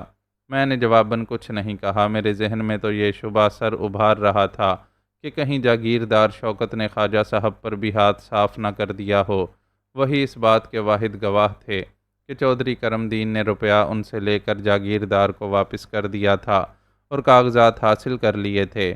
میں ریشما کو لے کر ہوٹل واپس ہوئی اور اپنا مختصر سا سامان سمیٹ کر ہم ریشما کے گاؤں کی طرف روانہ ہو گئے۔ راولپنڈی سے اس گاؤں کا فاصلہ 30-32 میل کے قریب ہے۔ بس سے وہاں پہنچا جا سکتا تھا، لیکن میں نے ٹیکسی کو ترجیح دی۔ ٹیکسی ڈرائیور وہاں جانے پر آمادہ نہیں تھا، لیکن جب میں نے 2 گنے کرائے کی بات کی تو وہ تیار ہو گیا۔ ریشما کا مکان بستی کے ایک سرے پر خاصے بڑے رقبے میں بنا ہوا تھا۔ مکان کیا، حویلی ہی تھی۔ دوسرا بڑا مکان جاگیردار شوکت کا تھا، جو ریشما نے مجھے اشارے سے دکھایا۔ ریشما کے مکان کا دروازہ مقفل ہونا چاہیے تھا، لیکن اسے کھلا ہوا دیکھ کر ریشما پریشان ہو گئی۔ یہ دروازہ کس نے کھولا؟ وہ پرتشویش لہجے میں بولی۔ میں ریشما کو لیے ہوئے اندر گھستی چلی گئی۔ جس نے دروازہ کھولا تھا وہ وہاں موجود ملا۔ کشادہ صحن میں پلنگڑی پر پاؤں پسارے وہ حقہ نوشی میں مشغول تھا۔ لالو، ریشما کے لہجے میں نفرت اور غصے کی لہریں تھیں۔ یہ شوکت کا خاص گنڈا ہے بانو۔ لالو نے تیکھی نظروں سے ریشما کی طرف اور پھر مجھے دیکھا، لیکن اپنی جگہ سے اٹھنے کی زحمت نہیں کی۔ تم نے حویلی کا تالا کیوں توڑا؟ ریشما غصیلے لہجے میں بولی۔ حویلی کے مالک نے کہا تھا، لالو نے بڑے اطمینان سے جواب دیا۔ حویلی کا مالک؟ ریشما چونک پڑی۔ کیا میرا بھائی لوٹ آیا ہے؟ وہ ڈاکو اب کہاں لوٹے گا؟ میں حویلی کے نئے مالک کی بات کر رہا ہوں۔ جاگیردار صاحب نے مجھے یہاں صفائی ستھرائی کے لیے بھیجا ہے۔ وہ یہاں اپنے ولایتی مہمانوں کو رکھیں گے۔ ولایتی مہمان؟ میں زیر لب بڑبڑائی۔ جاگیردار صاحب کے پاس دور دور سے لوگ ملنے آتے ہیں، لالو نے فخریہ لہجے میں کہا۔ بکواس بند کرو، ریشما چیخ کر بولی۔ میری موجودگی میں تیرے مالک کو یہ حق نہیں پہنچتا کہ وہ حویلی کی طرف آنکھ اٹھا کر بھی دیکھے؟ اپنا بوریا بستر اٹھا اور اپنا راستہ ناپ۔ اپنے مالک کو بتا دیجیے کہ اگر اس نے ادھر کا رخ کیا تو میں اس کی آنتیں نکال دوں گی۔ لالو نے ایک بے ہنگم سا کہا لگایا اور پھر بولا، چند دن صبر کرو، پھر خوب گرجنا برسنا، خود ہمارے مالک بھی تمہاری ڈانٹ ڈپٹ سے سہم جایا کریں گے۔ وہ اب زیادہ انتظار نہیں کرنا چاہتے، بہت جلد تم ہم سب کی مالک بن جاؤ گی۔ ریشما کا چہرہ غصے سے سرخ ہو گیا، لیکن اس کے کچھ بولنے سے پہلے ہی میں نے دخل اندازی کی۔ سنو، تم جا کر اپنے مالک کو بتا دو کہ ریشما اس دنیا میں اکیلی نہیں رہ گئی ہے، اب بھی اس کے کچھ ہمدرد باقی ہیں۔ لالو نے ایک مرتبہ مجھے غور سے دیکھا اور پھر ہنس کر کہا، جاؤ میم صاحب، کیوں میرے متھے پڑ رہی ہو؟ مجھے آرام کرنے دو۔ اس نے دوسری طرف کروٹ لے لی۔ ایسا معلوم ہوتا تھا جیسے وہ ہم دونوں کو ذرا برابر بھی اہمیت دینے کے لیے تیار نہ ہو۔ ریشما نے ایک موٹی سی گالی دیتے ہوئے اپنے لاچے میں سے چاقو نکال لیا۔ گراری کی آواز سنتے ہی لالو نے پھر ہماری طرف کروٹ لی، لیکن اٹھنا بھی گوارا نہیں کیا۔ وہ تضحیک آمیز نظروں سے ریشما کی طرف دیکھتا ہوا بولا، جا کڑیے، تنگ نہ کر، یہ عورتوں کے کھیلنے کا کھلونا نہیں ہے۔ ریشما نے بڑی تیزی سے جھپٹ کر وار کیا تھا، مگر لالو کے لیے یہ کھیل بہت پرانا تھا۔ اس نے لیٹے ہی لیٹے نہ جانے کیسے ریشما کی چاقو والی کلائی تھام لی اور اسے بڑی سختی سے مروڑ دیا۔ ریشما ایک چیخ کے ساتھ گھوم گئی۔ اب اس کی پشت لالو کی طرف تھی۔ میں اس کی طرف جھپٹی، لیکن میری مدد پہنچنے سے پہلے ہی لالو نے ریشما کے چاقو والے ہاتھ کو زور سے جھٹکا دیا۔ ریشما کے منہ سے پھر ایک چیخ نکلی اور وہ لالو پر ڈھیر ہو گئی۔ فوراً ہی لالو نے اپنے دونوں ہاتھوں کی قوت سے اس کو اس طرح اچھالا کہ وہ کچھ دور جا گری۔ چاقو نہ جانے کیسے خود ہی اس کے شانے میں دھنس گیا تھا اور خون کی دھاریں بہہ بہہ کر اس کے کرتے میں جذب ہو رہی تھیں۔ غالباً اس کی دوسری چیخ کا سبب چاقو کا زخم ہی تھا۔ یہ منظر دیکھ کر میری آنکھوں میں خون اتر آیا۔ میں فوری طور پر لالو کو نظر انداز کر کے ریشما کی طرف جھپٹی۔ میں نے اسے سہارا دے کر بٹھایا اور اسے دانت پر دانت جمائے رکھنے کی تاکید کرتے ہوئے چاقو اس کے زخم سے کھینچ لیا۔ ریشما نے اپنی بے ساختہ چیخ کو اپنے گلے میں ہی گھونٹ دیا اور صرف ایک تیز سسکاری لے کر رہ گئی۔ لالو بدستور پلنگڑی پر لیٹا ہوا تھا اور تمسخرانہ نظروں سے ہماری طرف دیکھ رہا تھا۔ میں خون آلود چاقو اپنے ہاتھ میں تولتی ہوئی لالو کی طرف بڑھی۔ وہ حقارت آمیز لہجے میں بولا، کیا اب تو بھی اپنے خون کا رنگ دیکھنا چاہتی ہے؟ میری بات سن، میں نے دھیمے لہجے میں کہا۔ میرا یہ پیغام جاگیردار تک پہنچ جانا چاہیے کہ اگر اس نے کتوں کی طرح دوسروں کی ہڈیوں پر جھپٹنا نہ چھوڑا اور کل صبح تک ریشما کی زمینوں کے کاغذات واپس نہ کیے تو میرا نام اس کے ماتھے پر بھی اس طرح گدا ہوا نظر آئے گا جیسے ابھی ذرا دیر میں تیرے ماتھے پر گودا جانے والا ہے۔ سمجھا؟ سمجھ گیا، لالو نے مذاق اڑانے والے انداز میں کہا۔ ذرا دیر میں اور اچھی طرح سمجھ جائے گا، میں نے دانت پر دانت جما کر کہا اور چاقو لہرا کر لالو پر ٹوٹ پڑی۔ لالو نے میرے ہاتھ کی حرکت کو بھانپتے ہوئے اپنے ہاتھ اوپر اٹھائے تھے، لیکن اس کے ہاتھ ہوا ہی میں جھولتے رہ گئے۔ چاقو کے وار کا تو میں نے صرف دھوکہ دیا تھا۔ یک لخت جھک کر میں نے پلنگڑی کی پٹی پکڑی اور اسے ایک جھٹکے سے الٹ دیا۔ لالو اس کے نیچے دب گیا، لیکن اس نے بڑی پھرتی کا مظاہرہ کیا۔ وہ گالی بکتا ہوا اس کے نیچے سے نکل آیا تھا اور تن کر کھڑا ہو گیا تھا۔ اس کا غرور اب بھی اسے اس خوش فہمی سے دوچار کیے ہوئے تھا کہ اس کے سامنے میری کوئی حیثیت نہیں ہے۔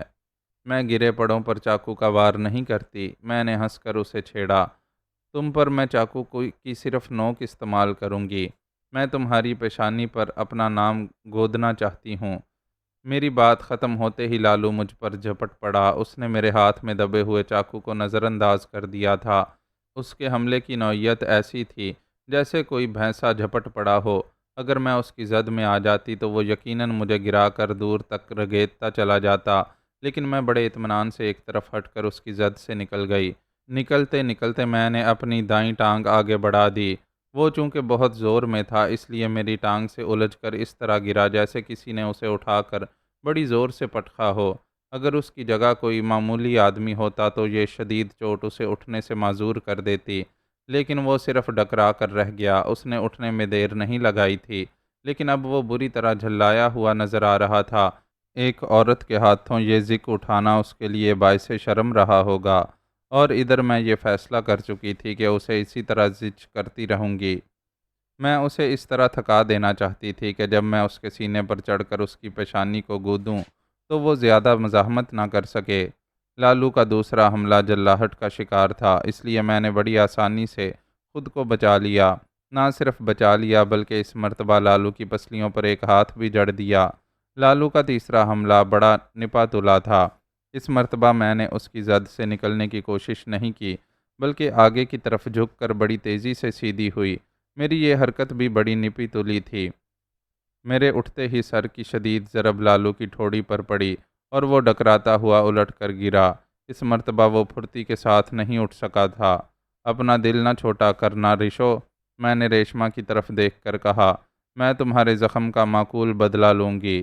ریشما کچھ نہ بولی، وہ تکلیف برداشت کرنے کے لیے دانت پر دانت جمائے بیٹھی ہوئی تھی۔ اس نے دائیں ہاتھ سے اپنے شانے کے زخم کو بھی دبا رکھا تھا۔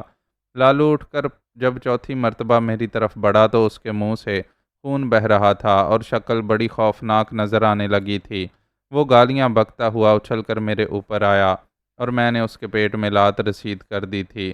وہ درد سے دوہرا ہو گیا اور میں نے اس موقع سے فائدہ اٹھاتے ہوئے اس پر تابڑ توڑ مکے برسا دیے۔ میں اس کے صرف چہرے کو نشانہ بنا رہی تھی۔ ذرا سی دیر میں وہ ادمرا ہو کر ڈھیر ہو گیا۔ مجھے اسی موقع کا انتظار تھا۔ میں اس کے سینے پر چڑھ بیٹھی اور چاقو کی نوک سے اس کی پیشانی گودنے لگی۔ وہ ذبح ہوتے ہوئے بکرے کی طرح چلایا، لیکن مجھے اس پر ذرا بھی ترس نہیں آ سکتا تھا۔ میں نے جب تک اپنے نام کا آخری حرف تک نہیں گود دیا اسے چھوڑ کر نہیں ہٹی۔ شاباش بانو، مزہ آ گیا، ریشما پر مسرت انداز میں چیخی۔ لالو میں اب چیخنے کی بھی سکت نہیں رہ گئی تھی۔ اس کا خون میں ڈوبا ہوا چہرہ بڑا بھیانک نظر آنے لگا تھا۔ حویلی کے باہر سے لوگوں کے زور زور سے باتیں کرنے کی آوازیں سنائی دینے لگی تھیں۔ لالو کی چیخوں ہی نے لوگوں کو اس طرف متوجہ کیا ہوگا۔ وہ لوگ دروازے پر جمع ہوتے جا رہے تھے۔ میں نے تڑپتے ہوئے لالو کی ایک ٹانگ پکڑی اور اسے گھسیٹتی ہوئی دروازے کی طرف لے چلی۔ اب اس میں مزاحمت کی بالکل سکت نہیں رہ گئی تھی۔ ریشما اٹھ کر میری طرف آئی۔ وہ میرا ہاتھ بٹانا چاہتی تھی لیکن میں نے اسے روک دیا۔ یہ کوئی اتنا بھاری کام نہیں تھا کہ میں تنہا اسے انجام نہ دے سکتی۔ میں نے دروازہ کھولا اور اسے گھسیٹتی ہوئی باہر لیے چلی گئی۔ زور زور سے بولتے ہوئے لوگ یہ منظر دیکھ کر یکلخت خاموش ہو گئے۔ اکا دکا ایسے بھی تھے جو دشمن کو بھی تکلیف میں دیکھ کر افسوس کرنے لگتے ہیں، ورنہ ظاہر ہے کہ لالو جیسے آدمیوں سے ہمدردی نہیں کی جا سکتی۔ میں لالو کو دروازے سے 10-12 فٹ دور چھوڑ کر واپسی کے لیے پلٹی تو میں نے دیکھا کہ ریشما بھی حویلی سے باہر نکل آئی تھی۔ میں دل ہی دل میں اس کی باہمتی کی داد دیے بغیر نہ رہ سکی۔ اگر اس کی جگہ کوئی عام لڑکی ہوتی تو شانے پر اتنا گہرا زخم کھا کر اپنی جگہ ہی پڑی تڑپتی رہتی۔ وہ حویلی سے نکلتے ہوئے لالو کے استعمال کی اشیاء بھی اٹھا لائی تھی۔ وہ سب چیزیں اس نے بڑی نفرت اور غصے سے لالو کی طرف اچھال دیں۔ ارے تو بھی زخمی ہے ریشما، ایک ادھیڑ عمر عورت نے جلدی سے ریشما کے قریب ہوتے ہوئے کہا۔ ہاں ماسی، ریشما نے لاپرواہی سے جواب دیا۔ ارے کوئی ڈاکٹر کو لاؤ جلدی سے، ماسی مجمع کی طرف دیکھتی ہوئی بکھلائے ہوئے انداز میں چیخی۔ میں ابھی لے کر آتا ہوں ماسی، ایک نوعمر لڑکے نے زور سے کہا اور ایک طرف دوڑا چلا گیا۔ ریشما لوگوں کے استفسارات کا ہدف بن گئی۔ جتنے منہ تھے اتنے ہی سوالوں کی بھرمار ہو گئی تھی۔ لوگ جاننا چاہتے تھے کہ لالو کو اس بری طرح زخمی کس نے کیا ہے۔ جب ریشما نے میری طرف اشارہ کیا تو لوگوں کی آنکھوں سے بے یقینی جھانکنے لگی۔ بھلا وہ کیسے یقین کر لیتے کہ لالو جیسے گنڈے کی مرمت ایک عورت نے کی ہے؟ میں ان کی نظروں میں عام عورتوں سے مختلف نہیں ہو سکتی تھی۔ میں ریشما کو ان لوگوں کے نرغے سے نکال کر حویلی میں لے گئی، لیکن ماسی سے پیچھا نہیں چھوٹ سکا۔ وہ بھی ہمارے ساتھ حویلی میں چلی آئی تھی۔ اب خاصا اندھیرا پھیل چکا تھا، اس لیے میں نے پہلے تو روشنی کی اور پھر دوپٹہ پھاڑ کر ریشما کے زخم پر باندھنے لگی۔ خون کا بہاؤ روکنا تو ناممکن تھا، لیکن میرے دوپٹے کی مضبوط بندش اس بہاؤ میں رکاوٹ ضرور بن سکتی تھی۔ ماسی کی زبان برابر چلتی رہی۔ وہ میرے ہی بارے میں باتیں کر رہی تھی۔ دراصل اسے بھی دوسروں کی طرح اس بات پر یقین نہیں آیا تھا کہ لالو کی مرمت میں نے کی ہے۔ جواب میں ریشما نے جیسے زچ آ کر کہا، تو پھر تم ہی بتاؤ ماسی کہ یہ سب کس نے کیا ہوگا؟ کیا تمہیں یہاں ہم دونوں کے علاوہ بھی کوئی دکھائی دے رہا ہے؟ دکھائی تو کوئی نہیں دے رہا، مگر لالو کا یہ حال دیکھ کر میں سمجھی تھی کہ شاید تیرا بھائی لوٹ آیا ہے۔ بھائی کی واپسی کی مجھے کوئی امید نہیں۔ ہائے بیٹی، ایسی منحوس بات منہ سے مت نکال۔ یہ تو سبھی جانتے ہیں کہ جاگیردار بدماش ہے، لیکن اب ایسا بھی کیا کہ وہ تیرے بھائی کو مار ڈالے؟ ہاں، یہ ہو سکتا ہے کہ اس نے تیرے بھائی کو پٹوا کر کسی دوسرے گاؤں میں بھجوا دیا ہو۔ آج نہیں تو کل تیرا بھائی ضرور آئے گا۔ میری اس بات کو گانٹھ میں باندھ لے۔ ماسی نے یہ سب کچھ بڑے محبت آمیز لہجے اور ہمدردانہ انداز میں کہا۔ تیرے منہ میں گھی شکر ماسی، ریشما نے ایک لمبی سانس لے کر کہا اور پھر مجھ سے بولی، لیکن آپ نے لالو کی یہ درگت بنا کر اچھا نہیں کیا بانو۔ اب جاگیردار کے غصے کا کوئی ٹھکانہ نہیں ہوگا۔ وہ بہت کمینہ ہے، جو کچھ بھی کر گزرے وہ کم ہے۔ میں اس کی مرمت کرنے کا کوئی ارادہ نہیں رکھتی تھی، لیکن تمہارے شانے کو زخمی ہوتے دیکھ کر میں آپے سے باہر ہو گئی۔ اب رہ گیا جاگیردار کا غصہ تو میں اسے بھی دیکھ لوں گی۔ تم فکر مت کرو، میں ایسے لوگوں سے نپٹنا خوب اچھی طرح جانتی ہوں۔ لیکن بیٹی، ماسی نے پرتشویش لہجے میں کہا، جاگیردار اکیلا تھوڑی آئے گا، اس کے ساتھ اس کے گنڈے بھی ہوں گے۔ اکیلی ریشما پر جب گنڈے چڑھ دوڑیں گے تو کیا گاؤں والے خاموش رہیں گے؟ میں نے پوچھا۔ ریشما نے برا سا منہ بنا کر سر جھٹکا۔ گاؤں والوں کو جب یہ پتہ چلے گا کہ شوکت اپنے گنڈوں کو لے کر اپنی حویلی سے نکلا ہے تو وہ سب کے سب اپنے گھروں میں بند ہو جائیں گے، چاہے ان کی کسی بہن کی عزت لٹتی رہے۔ ہائے بیٹی، ماسی بول پڑی، ایسی بات نہ کہو، اللہ سب کی عزتیں محفوظ رکھنے والا ہے۔ گاؤں والوں کو متحد ہو کر شوکت کا مقابلہ کرنا چاہیے۔ میں نے کہا، جب تک وہ ایسا نہیں کریں گے انہیں بدماشوں کی چیرہ دستیوں کا شکار ہونا ہی پڑے گا۔ آج جو کچھ ریشما پر بیت رہی ہے کل وہ ان کی بہو بیٹیوں پر بھی بیت سکتی ہے۔ اللہ سب کی حالت پر رحم کرے۔ ماسی نے ٹھنڈی سانس لی۔ اتنے میں ڈاکٹر وہاں پہنچ گیا۔ صورت سے تو وہ کوئی کمپاؤنڈر ہی معلوم ہوتا تھا، لیکن اس وقت اس کی موجودگی غنیمت محسوس ہو رہی تھی۔ اس کے ساتھ گاؤں کے دو ایک آدمی بھی اندر آ گئے۔ وہ ریشمہ کے ہمدرد تو تھے، لیکن شوکت سے اتنے خائف تھے کہ ریشمہ کے لیے سینہ سپر ہونے کی ان میں ہمت نہیں تھی۔ بہن جی، ان میں سے ایک نے بڑے پرتشویش لہجے میں مجھ سے کہا، آپ نے لالو کی مرمت کر کے اچھا نہیں کیا۔ ابھی ابھی اس کے ساتھی آ کر اسے نیلی حویلی کی طرف لے گئے ہیں۔ جاگیردار کا غصہ بہت خراب ہے۔ میری مانو تو آج کی رات یہ حویلی چھوڑ کر کہیں اور گزار لو۔ کہاں؟ ریشمہ بڑے نوکیلے انداز میں بولی، کیا ہم تمہارے گھر چلیں؟ تجویز پیش کرنے والے کا چہرہ پھک پڑ گیا۔ وہ شرمندہ سے لہجے میں اٹک اٹک کر بولا، میری کٹیا تو نیلی حویلی کے بہت قریب ہے۔ اگر جاگیردار کے آدمیوں نے دیکھ لیا تو میری نیلما اب سیانی ہو گئی ہے، اور میں اس کی ماں کے لیے بھی پریشان رہتا ہوں۔ اللہ ہماری حالت پر رحم کرے۔ ماسی پھر بول پڑی، ہائے بیٹی، اگر حویلی چھوڑنی ہی ہے تو پھر میرے ساتھ چلو۔ جاگیردار میرے گھر کی طرف آنکھ اٹھا کر نہیں دیکھ سکتا۔ میں اس گاؤں میں اس وقت آئی تھی جب جاگیردار کی ماں سیانی نہیں ہوئی تھی۔ ماسی کے لہجے میں جو اعتماد اور خلوص تھا، اسے محسوس کر کے مجھے اس پر پیار آ گیا۔ نہیں ماسی، ریشمہ نے آہستہ سے کہا، ہم اپنی مصیبت میں کسی کو بھی شریک نہیں کرنا چاہتے۔ ارے اس کی مجال نہیں جو میرے گھر کی طرف رخ کر سکے۔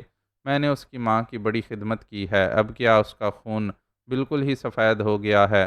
میں ہنس پڑی۔ ماسی بہت بھولی تھی، ابھی اس نے نئی دنیا کے رنگ نہیں دیکھے تھے۔